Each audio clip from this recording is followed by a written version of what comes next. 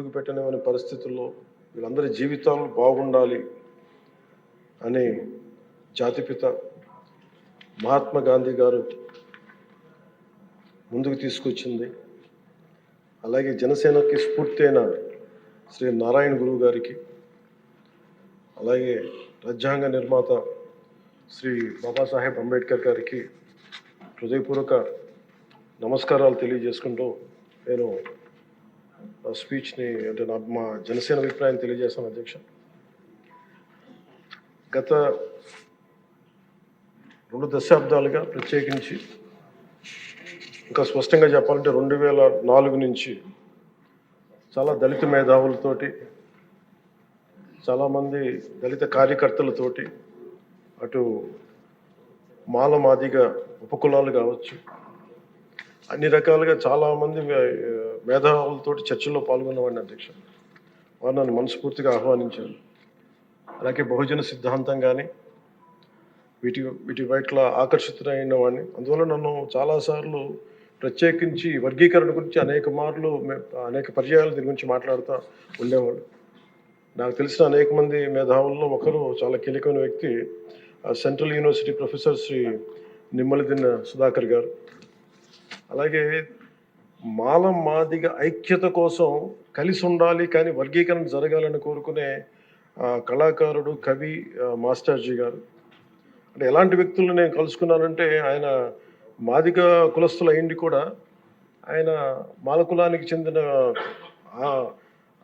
ఆంధ్రాకి చెందిన మాల కులానికి చెందిన వ్యక్తిని పెళ్లి చేసుకొని మాల మాదిగ ఐక్యత ఉండాలి కానీ వర్గీకరణ జరగాలని ఇలాంటి ఎన్నో ఆర్గ్యుమెంట్స్, ఎన్నో రకాల అభిప్రాయాలు ఉన్నాయి. వీటన్నిటి మధ్యలో మేము ఒక బలంగా దీన్ని తీసుకున్నాం. అధ్యక్ష, ప్రత్యేకించి రిజర్వేషన్స్ కానీ చాలా డిస్కషన్స్ ఉండేవి ఆ టైంలో. ప్రత్యేకించి మన వర్గీకరణ గురించి, అలాగే క్రీమీ లేయర్ గురించి, అలాగే ఇంకా కులం గుర్తింపు లేని కులాలు, బేడా బుడగ జంగాల గురించి, రెల్లి కులస్తుల గురించి అనేక మార్లు చాలా విస్తారమైన చర్చలు ఉన్నాయి. అధ్యక్ష, కానీ ప్రత్యేకించి ముఖ్యంగా అంటే ఉదాహరణకి దళితులు ఎలాంటి గొప్ప మేధావులను కలుసుకున్న నిమ్మలదిన్న సుధాకర్ గారు వారు చెప్పింది, ఆయన స్వతహాగా దళిత కులానికి చెందిన మాల కులస్తులు అయింది కూడా అసలు దళితుల కంటే వెనుకబడ్డ యానాదుల కులం గురించి ఆయన రీసెర్చ్ చేసి వారికి నిలబడాలి అని చెప్పి చాలా ముందుకు తీసుకెళ్లే వ్యక్తి. అధ్యక్ష, అలాంటి ఎంతోమంది చాలా ఉన్నతంగా ఆలోచించి నేను దళిత కులస్తుల్ని, దళిత మేధావులతో నేను కలిసి వచ్చిన వాడిని, వారితో నడిచిన వాడిని. ప్రత్యేకించి ఈ రోజున వర్గీకరణకు సంబంధించి దీనికి మనస్ఫూర్తిగా ఈ స్థాయి దాకా వచ్చింది అంటే, ఒకళ్ళు మందకృష్ణ మాదిగ గారు అయితే దాన్ని ముందుకు తీసుకెళ్లిన వ్యక్తి శ్రీ నారా చంద్రబాబు నాయుడు గారు. అధ్యక్ష,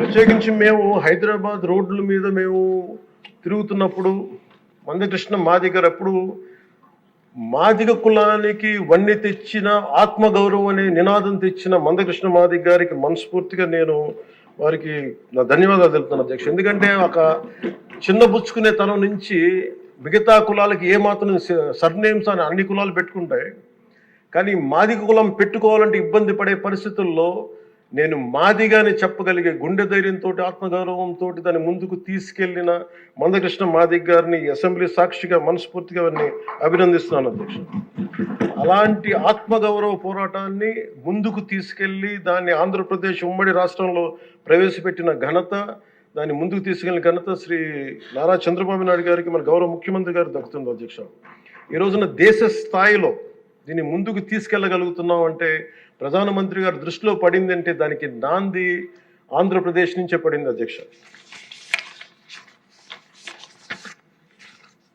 మేజర్గా మాకు అప్పుడు నేను ఇలా దళిత మేధావులతో అందరితో మాట్లాడుతున్నప్పుడు, ఇది వర్గీకరణ మాల కులస్తులను తగ్గించి మాల కులస్తులకి అన్యాయం జరుగుద్దని చాలా 2 వర్గాల వరకు కూర్చొని మాట్లాడుకునేవాళ్ళు. అధ్యక్ష, ఆ టైంలో నాకు వినిపించిన ఆర్గ్యుమెంట్స్, అధ్యక్ష, ఉదాహరణకి ఏపీలో మాల కులస్తులు, మనకి తెలంగాణలో మనకి మాది కులస్తులు ఎక్కువ. అధ్యక్ష, అలాగే ఇది ఒక్కొక్క చోట ఒక డామినేట్, ఒక్కొక్క కులం సబ్ క్యాస్ట్ ఎక్కువ బెనిఫిట్ తీసుకుంది రిజర్వేషన్లో, ఇది మిగతా వాళ్ళకు కూడా చెందాలనేది ఈ వాదన. ఇది ఉదాహరణకి రాజస్థాన్లో అయితే మేఘవాల్స్ జాటోస్ ఎక్కువ తీసుకుంటారు రిజర్వేషన్లో. భైరవ కులస్తులు కానీ కోలీస్ కానీ దీన్ని తక్కువ శాతం తీసుకుంటారు. ఇక్కడ వాళ్ళు బెనిఫిట్ అవుతారు అధ్యక్ష రాజస్థాన్లో. అలాగే మనకి ఉదాహరణకి పంజాబ్లో అయితే రవిదస్య ముఖ్యంగా చెప్పాలంటే అక్కడ మన మాదిగ కులస్తులతో సమాన చమార్ కాస్ట్ వాళ్ళు ఎక్కువ బెనిఫిట్ తీసుకుంటారు అధ్యక్ష. కానీ అక్కడ ఈ రోజున మేజర్ భాగం దీనివల్ల బెనిఫిట్ అయితే అక్కడ బాల్మీకిలు, మజాబీ సిక్కులు, అలాగే ఇలాగ అనేక విభిన్నంగా ఒక్కొక్క చోట ఉన్న ఈ డామినెన్స్ కావచ్చు, లేదంటే ఎక్కువ శాతం తీసుకోవడం కావచ్చు. ఇట్స్ అ బ్యాలెన్సింగ్ యాక్ట్ అధ్యక్ష. సభకు నమస్కారం అధ్యక్ష. మహిళల భద్రత అనేది ఏ ప్రభుత్వానికైనా ప్రథమ ప్రాధాన్యత ఉన్న అంశంగా ఉండాలనేసి నేను భావిస్తున్నాను అధ్యక్ష.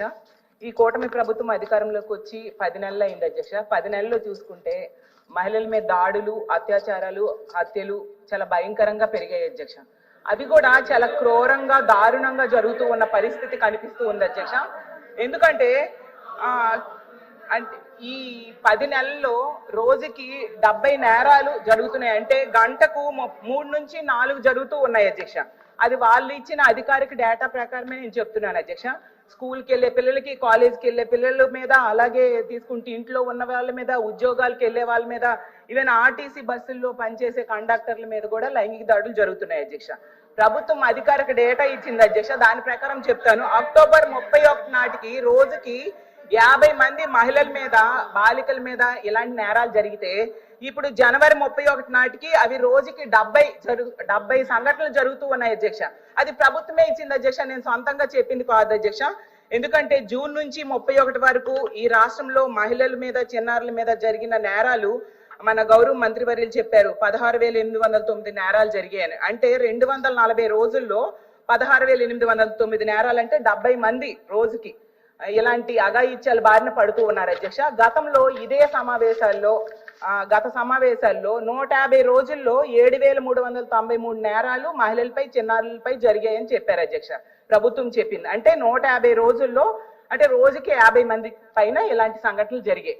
అంటే అప్పటికి ఇప్పటికి ఎంత పెరిగాయి మనం అర్థం చేసుకోవచ్చు అధ్యక్ష. అప్పుడు 50 జరిగే రోజుకి ఇప్పుడు 70 జరుగుతున్నాయి రోజుకి. అంటే ప్రభుత్వం ఇచ్చిన లెక్కల్లో ఇలా ఉంటే పెరగడం మనకు క్లియర్ గా కనిపిస్తుంది. మరి మంత్రి గారు, గౌరవ మంత్రి గారు తగ్గాయని చెప్పడం ఎంతవరకు సమంజసమని అడుగుతున్నాను అధ్యక్ష. అసలు ఎంత క్రూరమైన, ఘోరమైన నేరాలు జరుగుతూ ఉన్నాయంటే అసలు ఈ అసెంబ్లీ సమావేశాలు జరుగుతున్న టైంలోనే మనం చూసాం. కృష్ణా జిల్లాలో అయితే గన్నవరం మండలంలో అధ్యక్ష ఒక 14 ఏళ్ల మైనర్ బాలికని 4 రోజులు సామూహిక అత్యాచారం అధ్యక్ష. చాలా దారుణం. ఈ రోజు పేపర్లో వచ్చింది అధ్యక్ష, చూడండి ఎంత దారుణంగా జరిగిందో.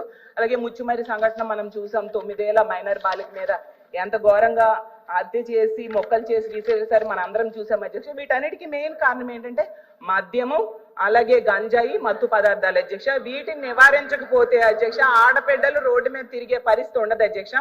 అసలు వీటి వలన అసలు ఆడపిల్లల పాలిట ఇవి శాపంగా మారుతూ ఉన్నాయి అధ్యక్ష.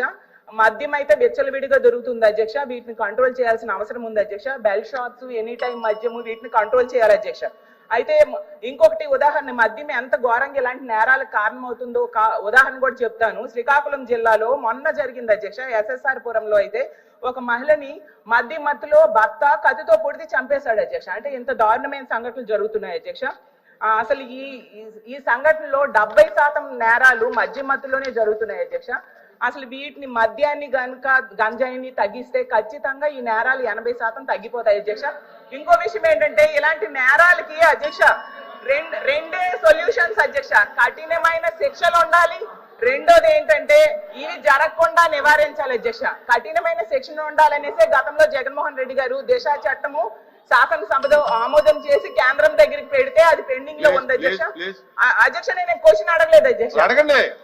ఇంకోటి ఏంటంటే నివారణకు కూడా దిశ యాప్ ని తీసుకొచ్చారు అధ్యక్ష. ప్రభుత్వం నేను వినడం జరిగింది. దిశ యాప్ ని పేరు మార్చి శక్తి యాప్ అని పెట్టారు. చాలా సంతోషం అధ్యక్ష. ఏదో ఒక యాప్ పేరు మార్చినా పర్వాలేదు, మహిళల భద్రత కోసం ఉండాలనేసి మేము కోరుకున్నాము. గతంలో వీళ్ళు విమర్శించిన అదే దిశ యాప్ ని శక్తి యాప్ గా పేరు మార్చి పెట్టడం చాలా సంతోషం, మేము స్వాగతిస్తున్నాం అధ్యక్ష. అయితే ఇప్పుడు నా డౌట్ ఏంటంటే ఇప్పుడు ఈ శక్తి యాప్ తెచ్చారు, చాలా సంతోషం. దీన్ని ఎంతమంది డౌన్లోడ్ చేసుకుంటున్నారు? డౌన్లోడ్ చేసుకోవడానికి కూడా అవగాహన కార్యక్రమాలు అయితే జరగాలి అధ్యక్ష. నేను ప్రభుత్వాన్ని సూచన ఇస్తున్నాను ఏంటంటే అవగాహన కార్యక్రమాలు ఏదైనా తెలియజేస్తున్నారా? అలాగే ఎక్కువగా లైంగిక వేధింపులు పాఠశాలలో జరుగుతున్నాయి అధ్యక్ష. అయితే ఈ లైంగిక దాడుల నుంచి కాపాడడానికి ఏవైనా అవగాహన కార్యక్రమాలు పాఠశాలలో ఏర్పాటు చేస్తున్నారా? అలాగే మహిళా కళాశాలలు పాఠశాలలు దగ్గరగా విద్యా సంస్థల దగ్గరలో బెల్ షాప్స్ ఇలాంటివన్నీ ఉన్నాయి అధ్యక్ష. వీటిని లేకుండా చేయడానికి ఏమైనా చర్యలు తీసుకున్నారో మంత్రి గారు చెప్పాలి. అలాగే అధ్యక్ష ఇంకో డౌట్, దిశ పోలీస్ స్టేషన్స్ లో సిబ్బందిని అంటే వీళ్ళు ఇప్పుడు పెట్టిన మహిళా పోలీస్ స్టేషన్స్ లో సిబ్బందిని పెంచే ఆలోచన ఉందా? అలాగే దిశ పోలీస్ స్టేషన్స్ సంఖ్యను పెంచే ఆలోచన ఉందా? గౌరవ మంత్రి వర్యులు చెప్పాల్సిందిగా కోరుతూ